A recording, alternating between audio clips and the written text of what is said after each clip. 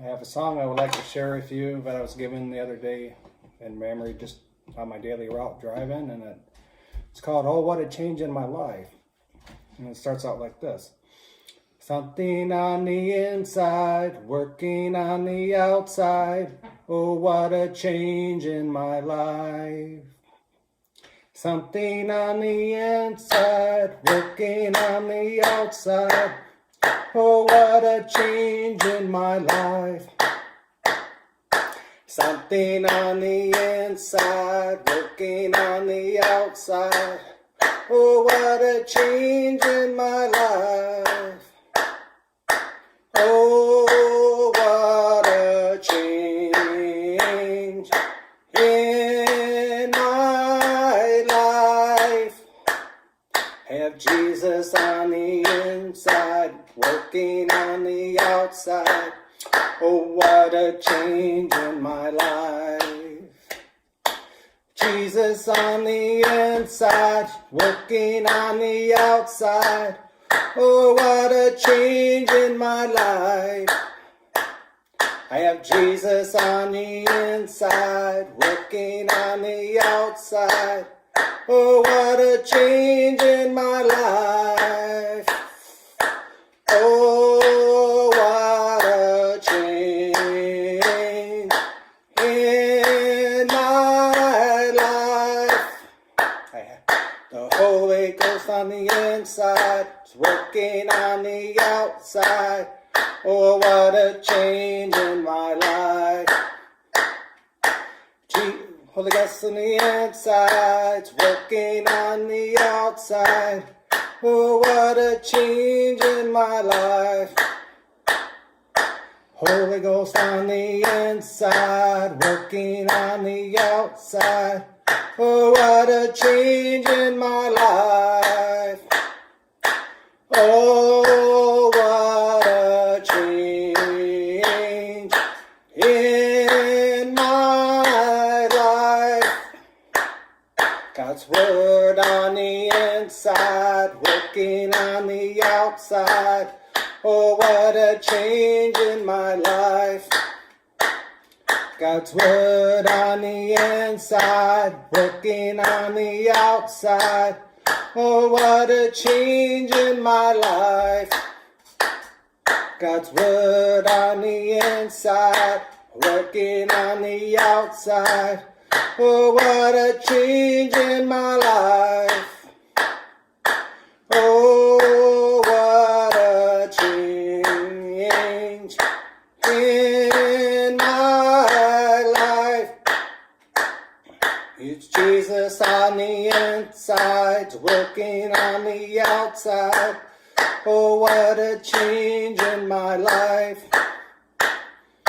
Jesus on the inside, he's working on the outside. Oh, what a change in my life. It's Jesus on the inside, he's working on the outside. Oh, what a change in my life. Oh, what a change in my life. Hallelujah. Hello everyone, how's everybody doing? How's Kayla, Bethany, Vika, Andre, Aaliyah, Elizabeth, and John doing? How are you doing? I'd like to start out with some prayer. You guys can pray along. I'd like to give God all the praise and glory. I'd like to tell him good morning. I'd like to plead his precious blood over our spirit, our soul, and our body. I pray for his hedge of protection around of us. I lift up our pastors, our church, our brothers and sisters in the Lord. I also lift up the ministries that are going on outside our city. I just pray that we all will soon be back together again. And I pray that we receive something from these lessons. And I hope everything that's going on with you is going good. Give God all the praise and glory this morning. Love you. Thank you, Jesus. Go, let's go round the Mediterranean. Go, let's go with the gospel and Paul. Go, let's go all around the world, telling everybody that Jesus is Lord. On the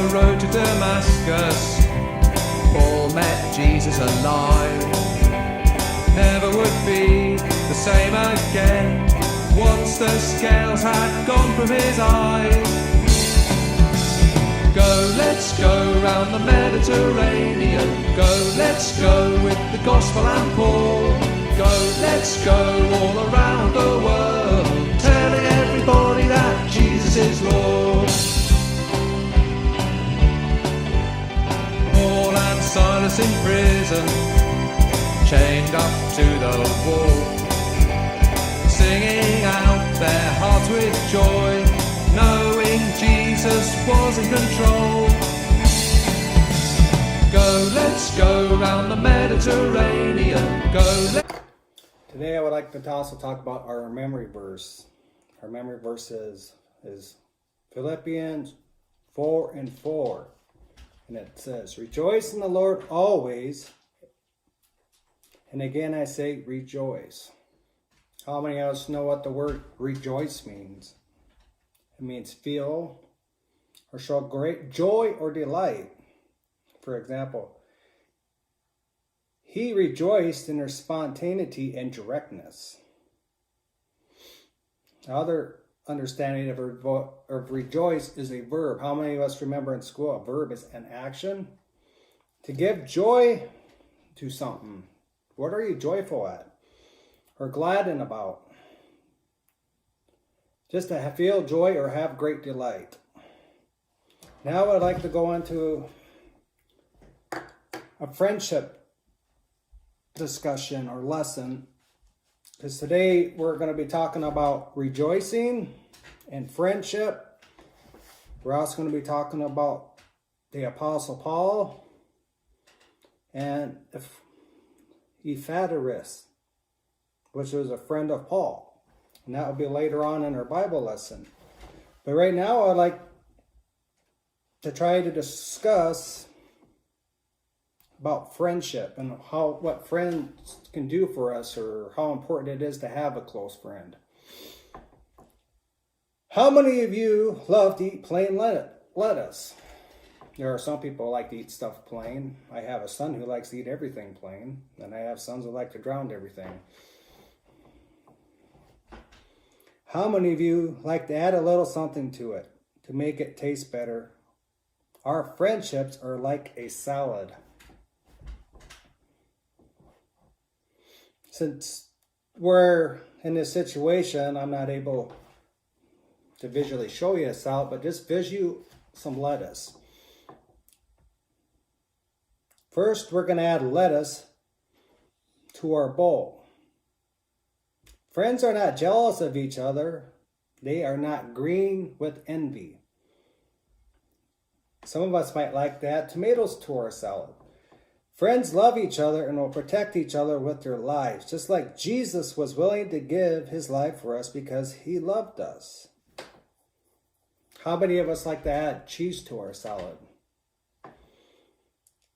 There are all kinds of different kinds of cheese, just like there are all kinds of different kinds of people. Good friends celebrate each other's differences and learn from them. Who here likes cucumbers? I like cucumbers. How many of us know that pickles are made from cucumbers? Sometimes we find ourselves in a pickle. Friends help us in times of trouble. Who likes carrots? Who would like to add carrots? Carrots help our eyes just as good. Friends help us to see things from a different perspective and help us to see the good in ourselves. Do any of us know of anybody who sometimes have different perspectives on things and is our friend or friendly to us?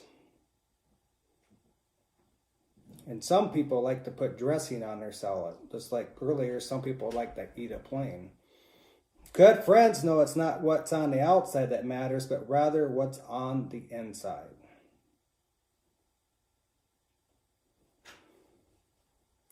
What would you like to add to your salad?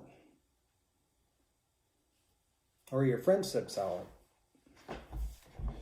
Maybe you could talk to your parents to make a salad together with you, and you can make it any way you want. You could have it plain, you could have whatever you want to add to it. And as I'm reading this to you, thinking about friendships and what matters on the, just like that song I shared with you, Jesus on the inside, working on the outside. Or when we look at people, what are we seeing? Are we seeing what's inside of them, or are we judging them on the outside of what's on the outside of them? Or what really matters? It's the outside or the inside? And just remember that God is working on us in the inside. And eventually, if we learn to listen and ask for truth and seek truth, but most of all, listen and do what's asked of us, it's going to be working on our inside, which in transition, you'll start seeing changes on the outside in our lives.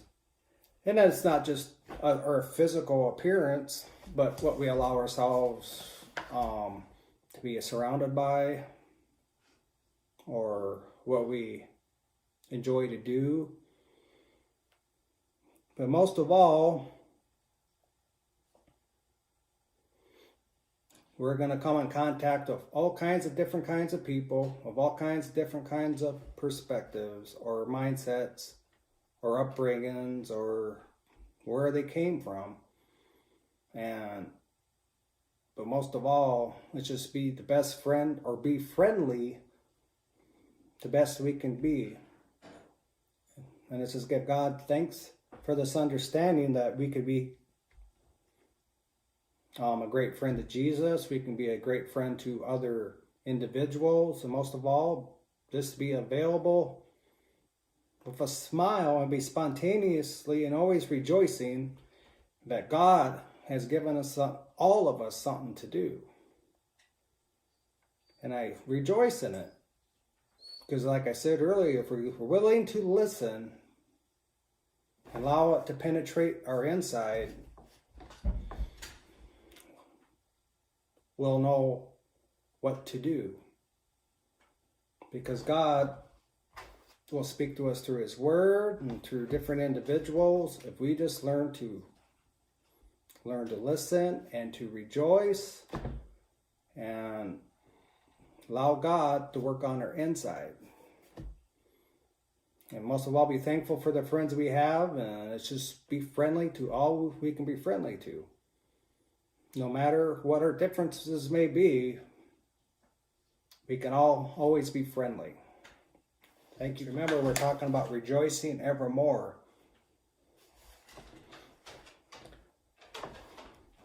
What is something that happened this past week that upset you? How can you rejoice in this situation you described?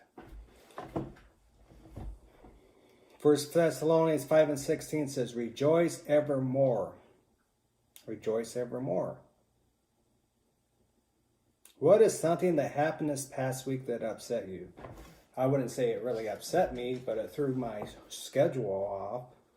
Is that 2 weeks ago, we have a new handheld at work. We put in numbers. Well, I'd say going into this other handheld, that's how I order my food for my job, and that's how I bill my customers for my food. So what happened is it was a change. Me personally, I do not like change. I like the same routine every day. And so I threw my routine off. So then I had to spend half of a Saturday and part of a Sunday with this change. And fast forward 2 weeks, and here it is, Friday and Saturday all over again. So I have another change. Now we're going to change all the numbers I just memorized into different numbers. But yet I can still rejoice in it, because God does not give us no more than we can handle. Or God does not put anything in our life to hurt us, or to there's a purpose behind all what's taking place. And it's learning to adjust and to adapt. And most of all, rejoice no matter how our day goes. Because some days we cannot control how the day progresses, but we can control how we act or our attitude during the day. Because I come in contact with a lot of different people and a lot of different mindsets, but I can't control it, but I can control myself. And be friendly, like we're talking about friendship. And always being willing to listen to what they have to say and not judge what they're going to say, and just be friendly. You can go a long ways by just being friendly. Yes, we can rejoice in all things. Even this thing with this COVID thing going on, we can still rejoice. How many of us rejoice when we have chores to do? Or we have to do something we didn't plan to do? Just like you plan Saturday morning to sleep in and your mom comes in and says, hey, I need you to sweep the floor. How many of us rejoice in that? Or all week you were planning to do something fun on Friday night or Saturday and you got sick.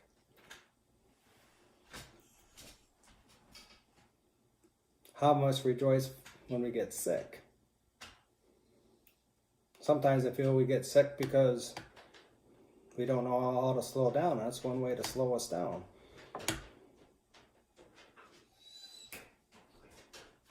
How many of us ever had to rake leaves, especially the ones that live in town with trees everywhere? How many of us rejoice while jumping into those pile of leaves? How many of you have a brother or a sister or a cousin or a friend that's littler than you and wants to follow you around everywhere, but you really don't want them to follow you around everywhere? How much rejoice with the opportunity to do something with them, like riding a bike, go throw a ball, go do something together.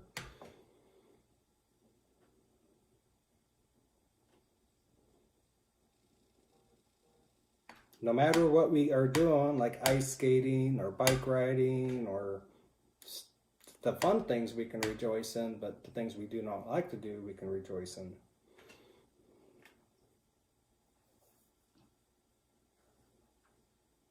All right, now I'd like to pray for a friendship prayer.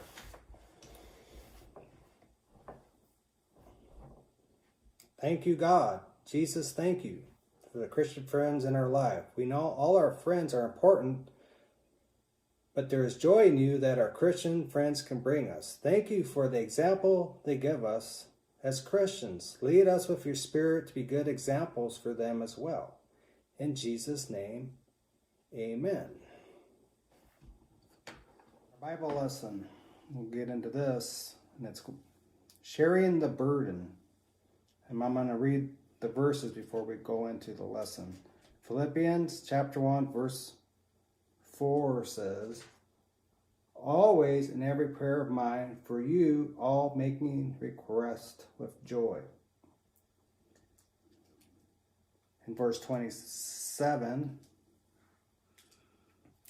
only let your conversation be as it becometh the gospel of Christ, that whether I come and see you or else be absent, I may hear of your affairs, that you stand fast in one spirit, with one mind, striving together for the faith of the gospel. Then we'll go to chapter 2, verses 25 through 30. Yet,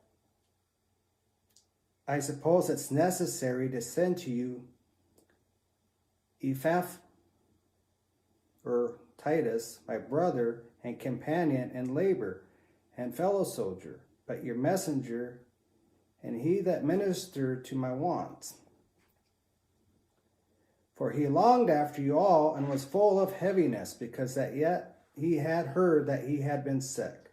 For indeed he was sick nigh unto death, but God had mercy on him, and not on him only, but only on me also, lest I should have sorrow upon sorrow.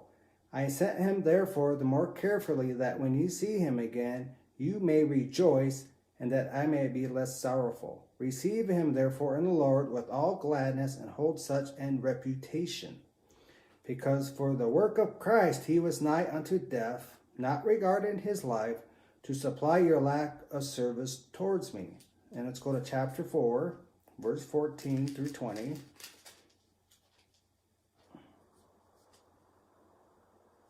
Notwithstanding, you have well done that ye did communicate with my affliction.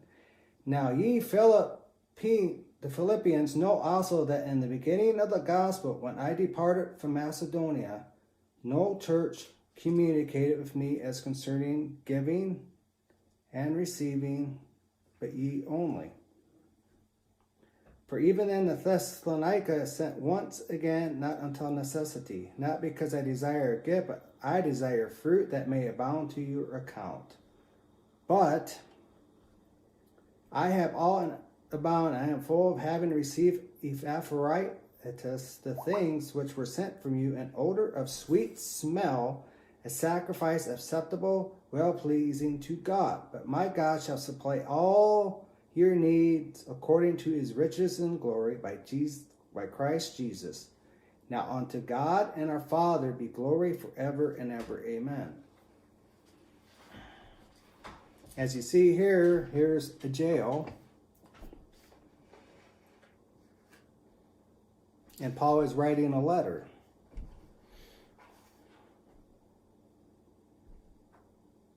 The book of Philippians was written by a very important missionary. But before he became a Christian, he hated Christians and did horrible things to them. Who wrote the Philippians, the book of the Philippians? That's right. It was Paul.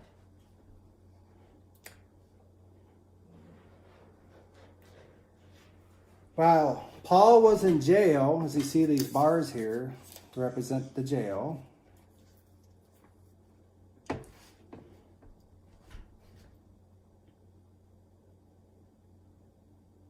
Paul wrote a letter to him. As you can see here, he is writing a letter, looking at it there.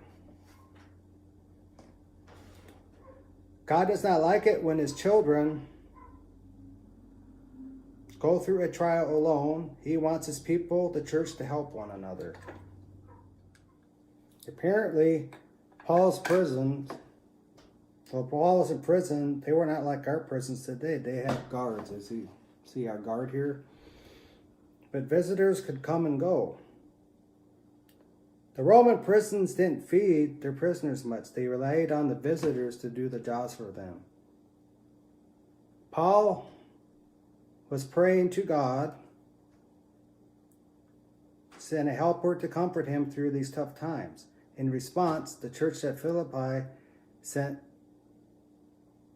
Epaphroditus.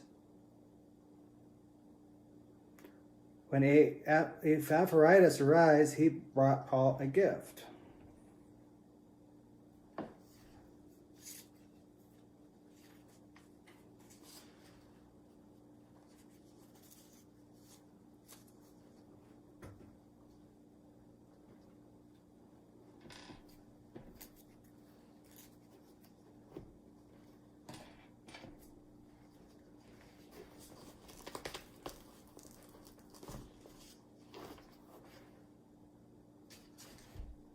As you see, this is supposed to represent Epaphroditus, and here's a gift.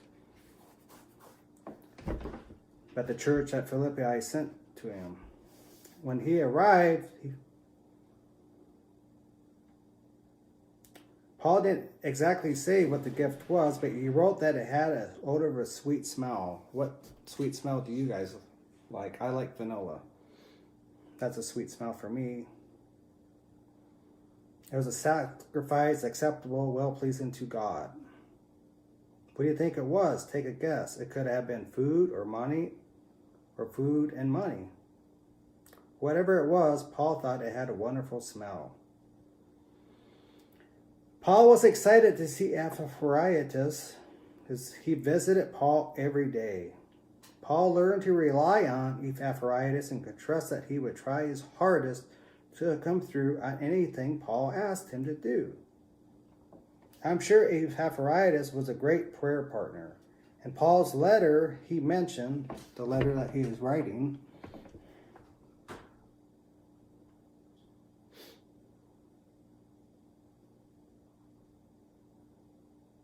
He mentioned his prayers for the Philippian church. Every day, Paul prays.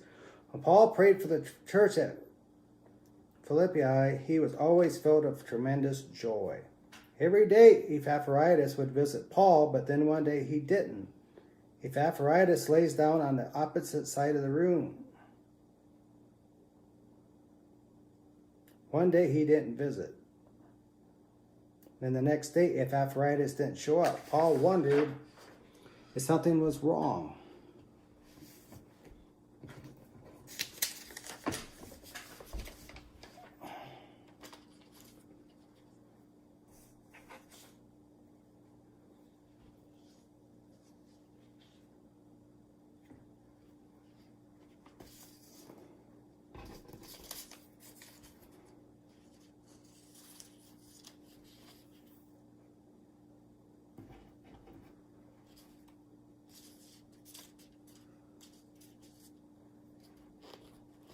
He was laying in bed.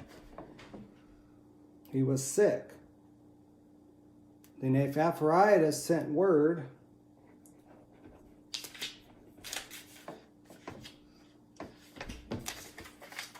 to Paul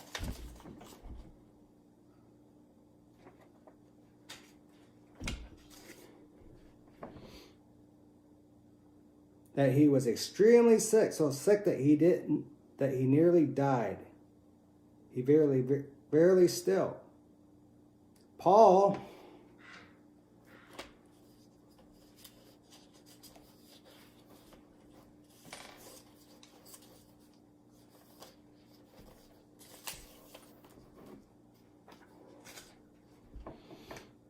tearfully prayed day and night for his friend.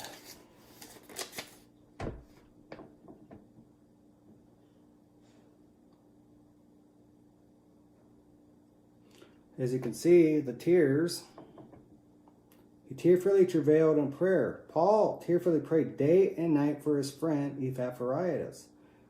Paul's heart would have been torn in two if Epaphroditus died. Paul wrote that God had mercy on both Epaphroditus and Paul when he healed Epaphroditus. Epaphroditus got back up after extensive praying.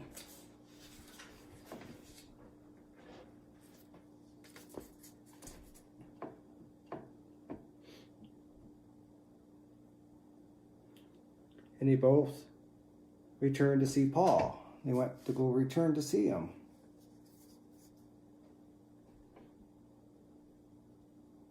And they both rejoiced and thanked God.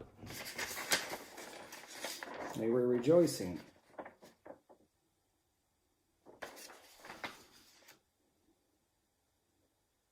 When the church at Philippi heard Epaphroditus almost died, they became concerned. They worried they would never get to see him again. While Paul loved having Epaphroditus' fellowship, Paul knew that the Philippians would rejoice to see Epaphroditus because he had been healed. Paul was sad that Epaphroditus would be leaving. Paul was sad. But Paul was comforted because he knew the Philippians would rejoice when they saw Epaphroditus.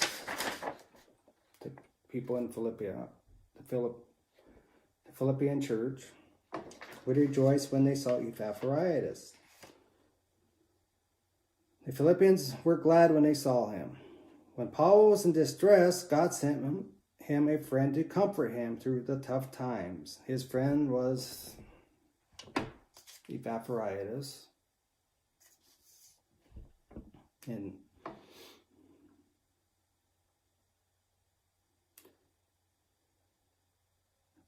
God sent him to help him through the tough times and times of trouble. We should find joy in the friends God sends us.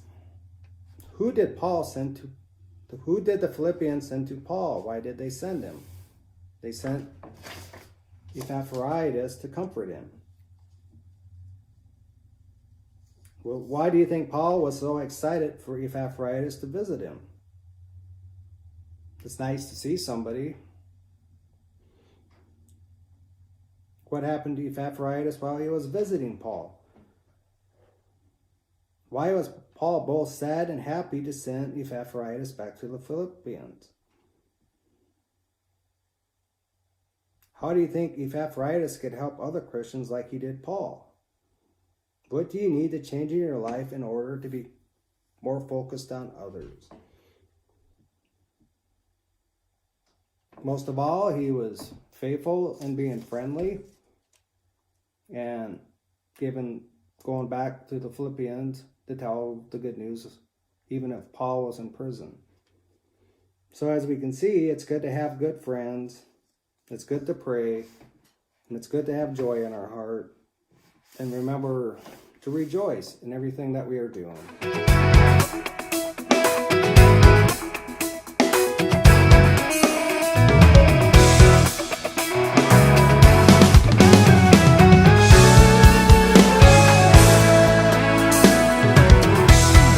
Like you, Lord, in all the earth, who can compare to your great worth? Worthy of all praise, matchless is your name. I'll sing a song of your great name. Forever I will praise you. I will lift my hands and praise you, for there is nobody like you.